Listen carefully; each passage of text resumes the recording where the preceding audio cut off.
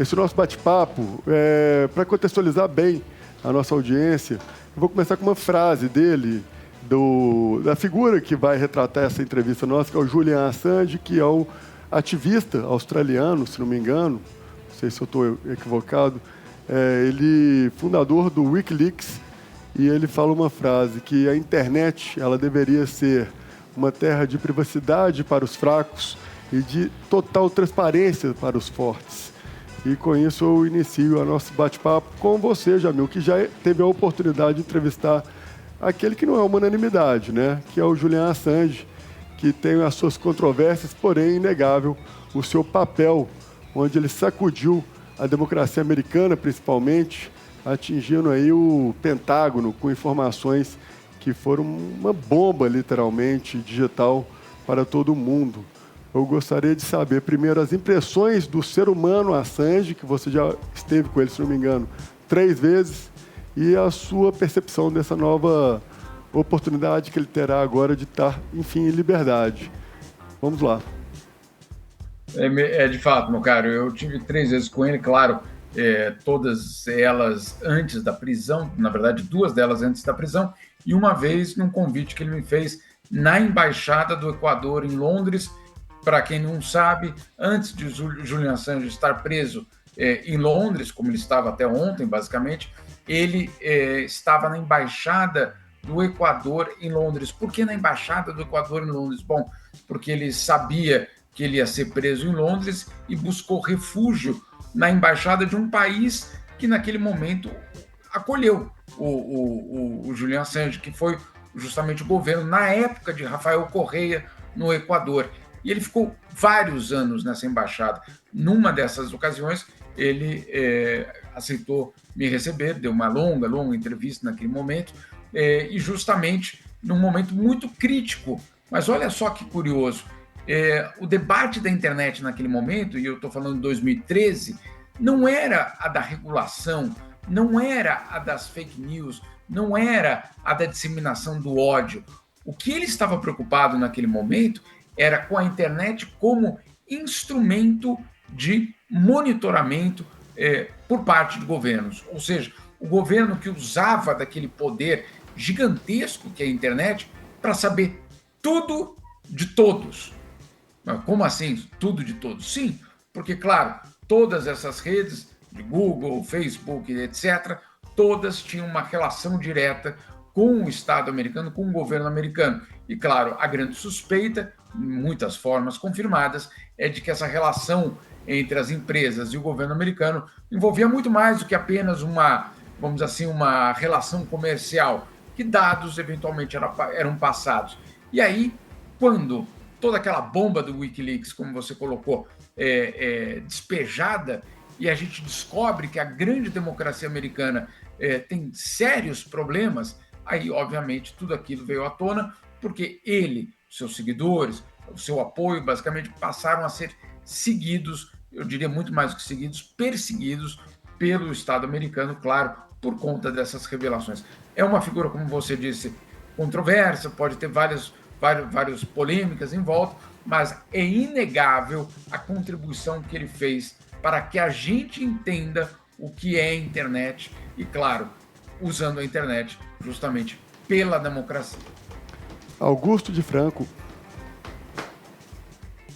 Então, Rodrigo, eu acho que na democracia o principal é a gente defender a liberdade de expressão, a liberdade de imprensa. E o Lula até hoje fez um tweet falando que é uma vitória democrática e da luta pela liberdade de imprensa a libertação do Assange. Por um acordo, né? Tipo um acordo de leniência. Foi o que aconteceu. No entanto, Assange não é um jornalista. Ele não é um jornalista. Ele é um hacker, né? No sentido, não no bom sentido do termo, quer dizer, no sentido de alguém que está querendo aumentar a liberdade de todas as pessoas. Ele não fazia curadoria de conteúdos, não checava fontes, não confirmava a autenticidade dos documentos que ele recebia, não ouvia o outro lado, não ia atrás de novas entrevistas. Ele abriu um site de denúncias. Agora, ele focalizava principalmente as democracias ocidentais. Talvez para mostrar a hipocrisia dos governos, para desmascarar os governos das democracias ocidentais. Mas não sei se ele fez alguma coisa sobre a liberdade de expressão e a liberdade da imprensa nas ditaduras, no eixo autocrático, por exemplo, na Rússia, na China, no Irã, não é? Onde a internet não é controlada para vigiar o cidadão, onde o cidadão já está vigiado e controlado por internets que são estatais nesses países. Então, isso levanta esse ponto que nós mencionamos, que é o fato de ser controversa a figura dele. Conectado com o Putin ou não, ele serviu objetivamente aos interesses da ditadura russa. Por exemplo, ele atrapalhou Hillary na campanha, lembram disso, né? Com a revelação daqueles e-mails, e isso contribuiu, de certa maneira, para a vitória de Donald Trump, da primeira vez, não é? Expôs a vida de agentes americanos e de outros países que estavam infiltrados em organizações terroristas. Não quer dizer que ele fizesse isso voluntariamente, mas a maneira como funcionava o Wikileaks permitia que isso acontecesse. E, como disse o Jamil, ele se refugiou na embaixada de um governo que era um governo populista, de esquerda, o governo do Rafael Correia, né? Porque ali já estava mais ou menos claro um certo alinhamento, vamos dizer assim, do Julian Assange. Ketzmann. Jamil, boa noite, prazer falar com você. De forma bem clara, né? Diante de tudo que a gente vê acontecer em termos de disseminação de fake news, na velocidade do 5G, de forma maciça por aí, o que é mais perigoso, Jamil, na sua opinião? O Donald Trump no Twitter ou um governo americano fazendo tudo o que fez às escondidas? É uma boa questão a tua, meu caro. De fato, o que o Julian Assange mostrou nos documentos, insisto, os documentos que foram passados a ele, claro, pelas fontes, e depois, obviamente, essas fontes foram reveladas, etc., por conta de todo o processo, elas mostram um Estado americano que é independente de ser republicano ou democrata, tinham um comportamento extremamente ameaçador à população, né? Controlando principalmente jornalistas, mas também a população, mas também fazendo intervenções pelo mundo, hackeando telefones pelo mundo, enfim, tem toda uma gama gigantesca de violações, eu diria, de qualquer Estado de Direito ali, né? Fica muito claro que aquele instrumento passou a ser um instrumento de monitoramento. Inclusive, na entrevista que ele me deu em 2013, ele falava era o maior roubo da história. O que é o roubo da história? O maior roubo da história é quando você pega justamente a tua, vamos dizer assim, a disponibilidade em colocar tudo online, tudo da tua vida, inclusive, por exemplo, aqui, vocês estão vendo a minha casa, e basicamente isso ser utilizado pelas forças estatais, no caso, CIA ou não CIA, aí dependendo do departamento americano que fosse interessado, usando isso para me espiar, para saber quais quadros eu tenho na minha casa, que livro eu leio, etc, etc. Ou seja, um sistema perversamente, eu diria, antidemocrático, no fundo, né? Em que a privacidade do cidadão é absolutamente borrada. Então, sem dúvida nenhuma, você tem ali eu diria, uma violação muito clara dos princípios, pelo menos, que a gente acredita que uma democracia deve ser sustentada. Agora, do outro lado, obviamente, você tem, e aí você citou os tweets de Donald Trump, claro, ali são tweets que disseminavam de uma forma também muito clara desinformação, e aí eu prefiro usar o termo desinformação porque ela é deliberada. Não é só uma notícia errada, não é só uma apuração má feita pelo jornalista, etc. É a informação colocada de uma forma manipulada ou desinformada, com um propósito muito claro de poder. Ali era um ato político que também era feito. né? Você tentar criar uma realidade paralela ou enganar o seu eleitorado, a população, etc., para que aquele eleitorado, para aquele cidadão vá para as urnas ou vá para o debate público, basicamente com informações não correspondentes à realidade. Então, sim, você tem razão em colocar essa pergunta, eu acho que é uma pergunta muito válida, mas eu acho que em crime não tem ranking, né? Não dá para você exatamente dizer, olha, aquilo é muito pior do que o outro, etc. O que nós vimos com a desinformação é que ela também desestabilizou as democracias, que a desinformação não só desestabilizou as democracias, como inclusive gerou, em casos muito concretos, como no caso da pandemia, mortes. Então você tem aí, claro, dois fenômenos muito impressionantes da internet. O primeiro, vamos dizer assim, denunciado por Julian Assange, que é justamente o Estado usando desse poder todo para monitorar a população, como jamais teve essa capacidade. E do outro lado, a desinformação. O curioso, meu caro, isso que eu gostaria muito de ver a partir de agora, é saber como que o Julian Assange vai se posicionar em relação à desinformação, a todo o debate que nós estamos tendo hoje sobre a internet.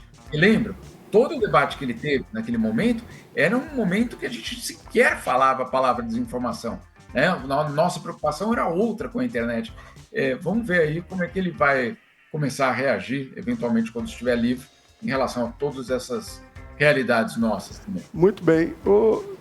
Jamil, é desse ponto que eu queria que a gente fizesse aqui, eu te peço, né, de uma forma muito objetiva, esse exercício de adivinha, né? Quem para você era o Assange quando entrevistado e quem ele se transformou na sua cabeça nessa cadeia, ou, né, nessa reclusão que ele ficou dentro gente do céu, da embaixada, nesse exílio dentro da embaixada, e depois é preso, né? Quem ele se transformou nesse processo e que agora, em liberdade, irá se postar, na sua opinião? Olha, meu caro, eu de fato fiz essa pergunta para ele.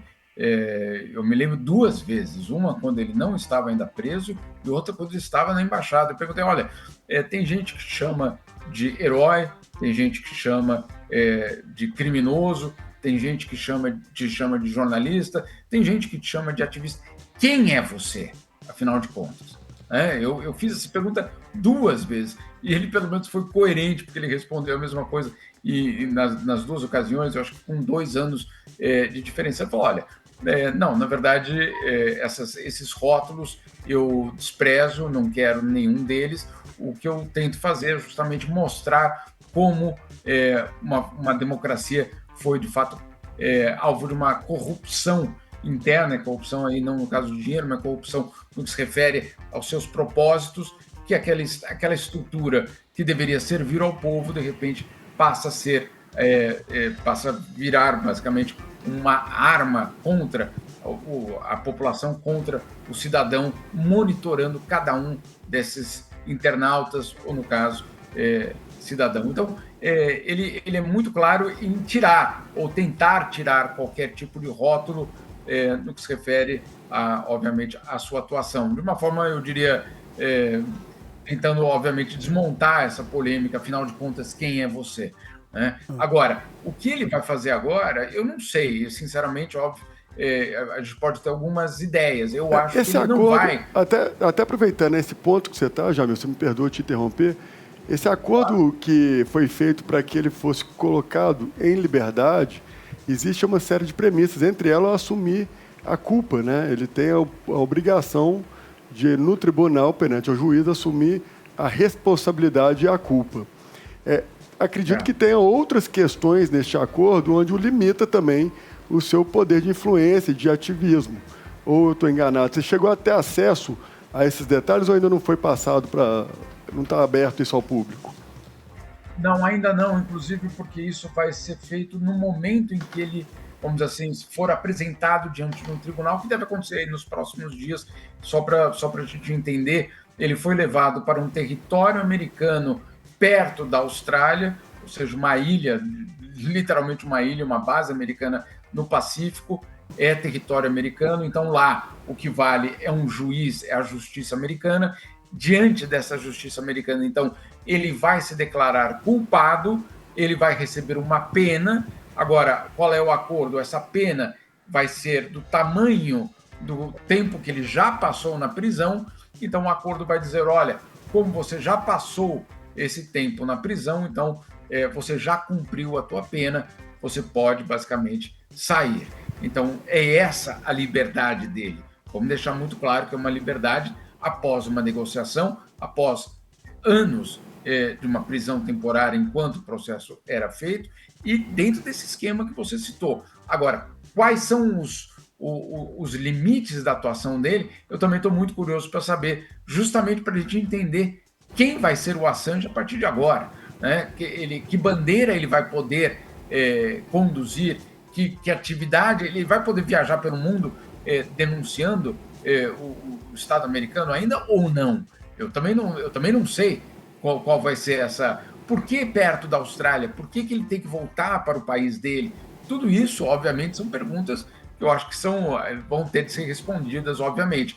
Vamos lembrar, o Snowden, que, vamos dizer assim, fez algo parecido com ele, mas o Snowden aí não tinha nada de jornalista, ele era um whistleblower, ou seja, alguém que trabalhava dentro da CIA, inclusive aqui em Genebra, e aí ele, então, rouba, basicamente, copia documentos e publica esses documentos. É completamente diferente, mas o impacto é o mesmo.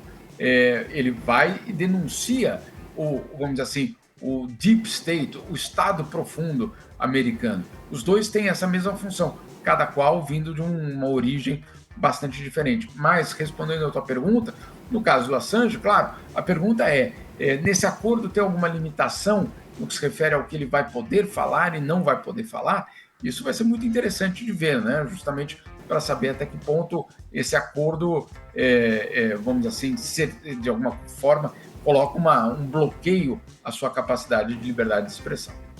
Jamil, pegando o gancho nessa sua fala agora, e fazendo o link também com o caso do Snowden, você acha que Assange, Wikileaks, hoje, né, com todas essas regulamentações que países estão impondo sobre a internet, principalmente na Europa, as novas legislações, sobre também a questão do ativismo judicial aqui no Brasil, principalmente o STF interferindo diretamente nessas questões ligadas à internet. Você acha que se o Wikileaks viesse à tona hoje, o Assange aparecesse hoje com tudo aquilo, ele teria espaço para causar esse estrago todo? E se tivesse esse espaço, você acha que o estrago seria maior ou menor? Porque a gente tem tanto engajamento e a velocidade da informação já é tão grande. Na sua opinião, o que seria? Seria aceito e seria maior ou menor esse estrago? Uma excelente pergunta também. Agora, tem uma contextualização. O Assange não mentiu. Os documentos não são mentirosos. Os documentos não são produtos de fake news. O produto que ele colocou no ar, eles são sigilosos, são confidenciais, são sensíveis, mas não era dizendo não tome a vacina, né? Não era esse a mensagem, era basicamente um documento secreto do Estado americano. Complicado? Complicadíssimo. E eu, sinceramente, acho que ele acho não, né? Estamos vendo, ele foi alvo dessa perseguição judicial, sim, né? Ele acabou pagando o preço judicial por isso que ele fez. Então, claro, num outro ritmo, sem dúvida nenhuma, numa outra forma, mas o fato é que você teve ali, no caso do Wikileaks e do próprio Assange, ele pagando um preço extremamente elevado justamente por publicar verdades, não por publicar mentiras. Ele estava publicando documentos originais, confirmados, que nunca foram desmentidos pelo Estado americano. Inclusive, os documentos, por exemplo, no caso brasileiro, quando se referiam a interlocutores brasileiros, eu mesmo fui questionar alguns desses interlocutores e todos eles confirmaram que foi isso mesmo, aquela reunião foi aquilo mesmo, aquilo ali eu disse mesmo na reunião. Ou seja, os documentos eram peças verdadeiras, não eram manipulações. O problema, e aí você tem toda a razão, é que você teve, obviamente, segredos de Estado sendo revelados. Quando eu perguntei isso para ele, olha, e aí? Né, ele falou, olha, eu não me sinto bound, eu não me sinto comprometido com essas leis, porque essas leis são feitas por generais americanos. E os generais americanos criam leis de confidencialidade que não podem ser leis de confidencialidade que abafem crimes. Esse é o argumento dele, eu não estou defendendo aqui, eu só estou dizendo qual era a explicação dele quando eu justamente fiz essa pergunta. E aí? Tem gente que diz que você cometeu um crime obtendo esses documentos. Então, ele não se sente um criminoso pelo fato de que esses documentos, segundo ele, são colocados em confidencialidade por pessoas que estavam cometendo crimes e que essa confidencialidade era, obviamente, uma forma de se proteger. Insisto, meu caro, não estou fazendo aqui nenhuma proteção nem dos militares americanos e nem do Julian Assange, estou só colocando o argumento dele. Agora, eu acho que você tem toda a razão em colocar esse ponto. O que aconteceria se isso fosse feito hoje? Certamente a gente teria talvez uma outra história. Augusto De Franco. Diga. Mais uma pergunta para o Jamil, ou eu posso emendar a minha aqui agora? Porque eu estou lotado de perguntas. Você vai falando, Jamil, e eu fico imaginando esses casos hoje aqui no Brasil, que entrou aí na moda, né? A gente tem documentos secretos de todas as partes possíveis e imagináveis. Você consegue ter no STF, você tem lá documentos colocados sob sigilos de 100 anos, a gente tem na Câmara dos Deputados, a gente tem também no Senado. Isso virou uma moda, uma recorrência. Existe um espaço para isso, imagina, no Brasil, o Wikileaks brasileiro, e começar a pegar todos esses documentos que são sob sigilo e jogar isso para a imprensa poder dar luz para a população, porque eu acho que essa frase dele me chama muita atenção quando ele fala de a internet deveria ser uma terra onde você dá privacidade extrema para os fracos, quando ele se refere aos fracos somos nós, a população, e transparência extrema aos fortes, quando ele se refere aos fortes, a força pública, né? Então aí você entra desde os generais a todas as casas legislativas e naturalmente ao poder executivo também. Você concorda com essa frase? Isso daria, Jamil, uma maior segurança para todos nós? Certamente, transparência dos poderes é absolutamente fundamental numa democracia. Eu quero saber não só o que é feito com o meu dinheiro, eu quero saber como as decisões são tomadas, por que elas são tomadas, quais são os argumentos que são utilizados. Então, sim, a transparência é absolutamente necessária.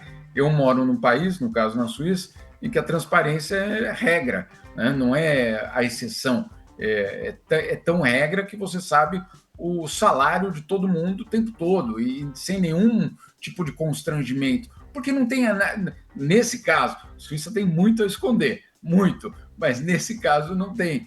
Então, o funcionamento da democracia, ele depende da transparência dos poderes. Eu não tenho nenhuma dúvida sobre isso.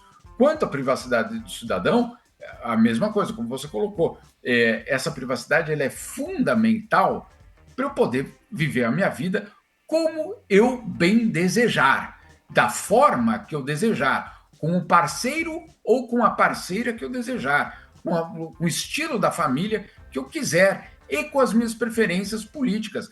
Ponto, que ninguém venha me dizer como eu devo viver minha vida ou tente manipular a forma que eu vou conduzir a minha vida. Então, a privacidade do cidadão é absolutamente fundamental. Nada disso, nem a transparência do Estado e nem a privacidade do cidadão justifica, em algum lugar nesse espectro, você dizer que, então, olha, em nome disso ou daquilo, a liberdade de expressão é plena, é ilimitada. Não, não é. E todos os tratados internacionais dizem de uma forma muito clara, não. Se você mata, se você promove o ódio, se você dissemina basicamente tudo isso sob a justificativa da liberdade de expressão, obviamente a gente vai ter um problema de sociedade, não só de um indivíduo. Então, esse equilíbrio é extremamente complicado. Esse equilíbrio ninguém encontrou ainda. E esse é o dilema que nós como sociedade, hoje vivemos. Esse dilema entre, de um lado, a transparência do poder público, a privacidade do cidadão, que eu quero a minha privacidade, certamente, e, nesse contexto todo, o combate contra a desinformação, que eu insisto, não é o repórter falhando na apuração dele. Essa não é desinformação. Claro que pode acontecer de um repórter errar na notícia, e aí ele vai pagar. Se eu errar quando eu publico alguma coisa, eu posso ser processado na justiça. Isso sem dúvida nenhuma. Agora, essa é uma coisa. A outra coisa é quando você usa justamente a internet para disseminar desinformação. Isso é instrumento de poder. Jamil, se os Estados Unidos da América, tido como a maior, mais qualificada plena, né? democracia do planeta, mais bem-sucedida tentativa de democracia do planeta, foi capaz de montar um verdadeiro Estado paralelo, conforme revelaram os documentos. O Brasil, diante de tudo que a gente conhece, diante de tudo que a gente sabe, diante de toda a falta de controle e tudo mais, você acha possível, é óbvio que isso é uma ilação, que a pergunta que eu estou te fazendo vai ser respondida por uma ilação de sua parte, mas você acha perfeitamente possível que aqui o Estado brasileiro faça algo semelhante, esteja em curso, como a gente sabe que nos governos anteriores, especificamente no governo anterior, alguma coisa nesse sentido estava em curso? Você acha que hoje isso ainda é possível? Olha, de fato, no governo anterior eu fiz várias matérias mostrando a tentativa de comprar instrumentos de tecnologia para fazer essa espionagem e a invasão da privacidade, da nossa privacidade. Então, certamente foi tentado, ou pelo menos havia uma tentação de ir nesse caminho. Eu fiz essas matérias com nome e sobrenome dos programas que foram tentados, houve uma negociação, inclusive, para a compra desses programas que acabaram não sendo comprados. Eu sou da opinião que nós precisamos ficar permanentemente vigilantes em relação ao Estado. Sempre, em qualquer Estado, de qualquer lugar do mundo, principalmente aquele, claro, o nosso, que a gente tem de conviver, basicamente. Então, de direita ou de esquerda, de hoje ou do passado ou do futuro, a minha função como repórter, como jornalista, é ser, basicamente, uma pedra no sapato, sim, do governo, justamente para saber, e aí, os princípios democráticos estão sendo cumpridos? Existe a possibilidade disso acontecer? Se isso acontecer, é extremamente grave. Não há argumento que você possa justificar, não, pela segurança nacional, todos nós fomos monitorados. Não há como justificar nada disso. Então, se é possível em qualquer governo, né? Com essa tecnologia, que acima de tudo é barata, né? Ela é barata para a finalidade. Imagina só, vocês imaginem quanto custou para a Stasi, na Alemanha Oriental, ter o controle da população inteira. Né? Uma fortuna, absolutamente uma fortuna. Milhares de homens trabalhando nesse monitoramento. Hoje, com uma tecnologia, entre aspas, barata, esse Estado pode fazer muito mais. Então, a nossa função como repórter, como jornalista, é permanentemente vistoriar, monitorar se isso, você falou, não acontece ou acontece. Quanto à democracia, eu só queria colocar uma questão que eu acho que você tem toda a razão, é uma superpotência, no caso americano, é uma democracia que a gente achava que era imbatível no sentido que essa democracia não poderia ser corroída, que ela era sólida o suficiente o tempo todo, e nós estamos descobrindo que não é bem assim, que essa democracia americana, ela também pode ser alvo de algum tipo de corrosão e que nós também podemos perder muito se a democracia americana também for, de alguma forma, abalada. Muito bem, Jamil Chad, correspondente internacional, repórter, jornalista, escritor e uma pessoa que dá aí uma luz e tem aí uma facilidade de explicar temas. Vou te falar que para muitos da nossa audiência, né, Jamil, são temas difíceis de serem entendidos, compreendidos, e você nos brindou aí com uma visão muito clara de quem esteve presente com o autor, né, com aquele que está hoje sendo fazendo parte de um novo capítulo da vida dele. Gostaria de já reforçar o convite para quando soubermos aí das prerrogativas dessa liberdade, para que a gente traga a sua opinião também aqui na Rede 98, mas já antecipo também o pedido de retorno, mas também o meu agradecimento é meia-noite, né? Agora já são meia-noite aí na Suíça, é isso mesmo? Aqui já é amanhã. Aqui já é amanhã. Então, como já quartou na Suíça, eu te agradeço e reforço aí o carinho de toda a Rede 98 pelo seu trabalho, admiração. Sinta-se em casa sempre. E muito obrigado pelo pronto atendimento e esclarecimento aí, as suas belas palavras aí com relação ao tema. Obrigado, meu caro. Fico à disposição de vocês. Esse tema é apaixonante porque ele envolve, no fundo, esse instrumento que está nas nossas mãos todos, que é a internet, que revolucionou as nossas vidas, revolucionou os estados, revolucionou a forma que nós nos relacionamos com a namorada, com a família, com todos, né? É um instrumento absolutamente revolucionário, mas que, ao mesmo tempo, deu esse poder gigantesco para os estados, como o Julian Assange mostrou. Então, enfim, fascinante, é talvez o grande tema da nossa geração. É isso aí, a gente tem que aprender a brincar com esse brinquedo, que é muito novo para todos nós, e com responsabilidade é sempre melhor.